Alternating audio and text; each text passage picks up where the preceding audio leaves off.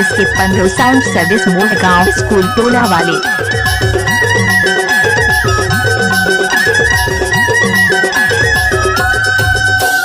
या गोरी की चिकन माटी या बंगला के पान रसा ले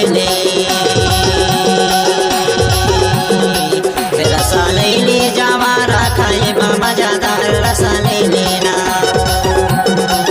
रसा ले जावा खाए मामा ज्यादा रसा ले लेना खाए मामा ज्यादा रसा ले लेना वो खाए मामा ज्यादा रसा ले लेना वो खाए मामा ज्यादा रसा ले लेना वो खाए मामा ज्यादा रसा ले लेना। डीजे SK 15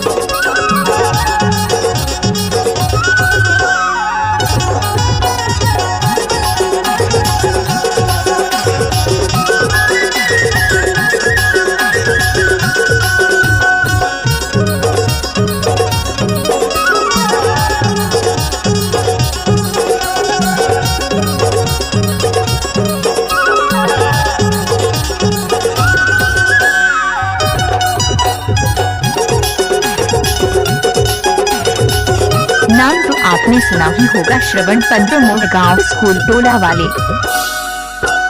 डोंगरी की तीर मा चारे लागा मजूर है चारे लागा मजूर कहा दगा छाना दे बेगाया भी जरूर रसा ले दे कहा दगा छाना दे बेगाया भी जरूर रसा ले दे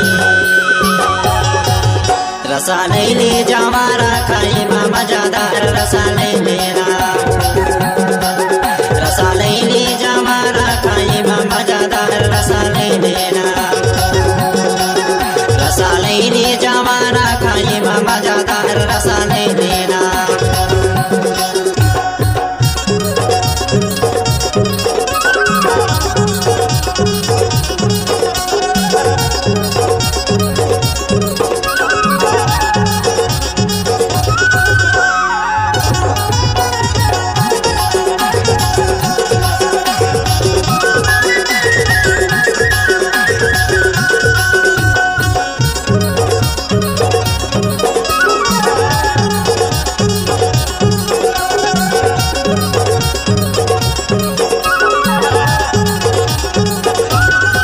डीजे SK 15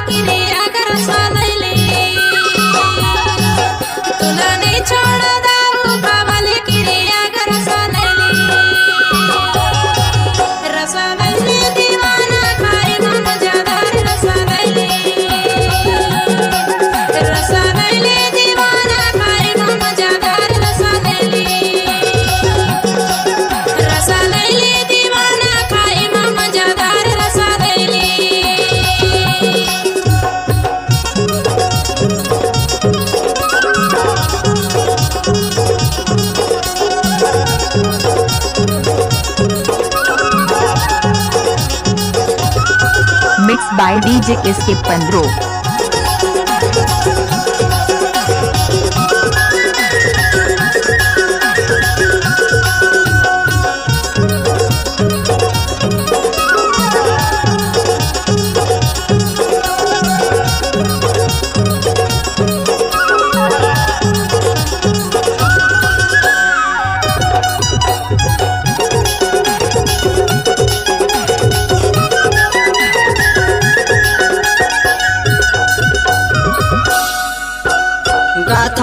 दरिया दयाल है मोरना वो दयाल है मोरना मोला छने ते भूला बे हीरापुर मोर गाँव रसा ले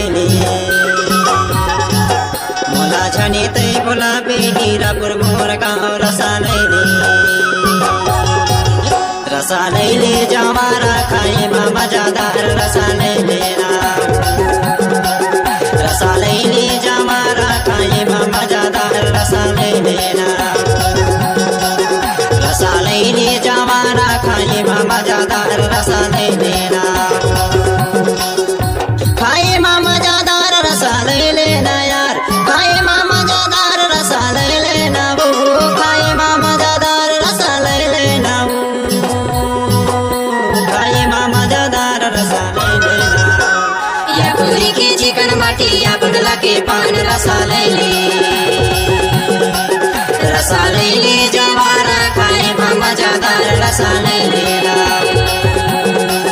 रसालैले जवारा खाए मा मजादार रसालैले रसालैले जवारा खाए मा मजादार रसालैले रसालैले जवारा खाए मा मजादार रसालैले रसालैले जवारा खाए मा मजादार रसालैले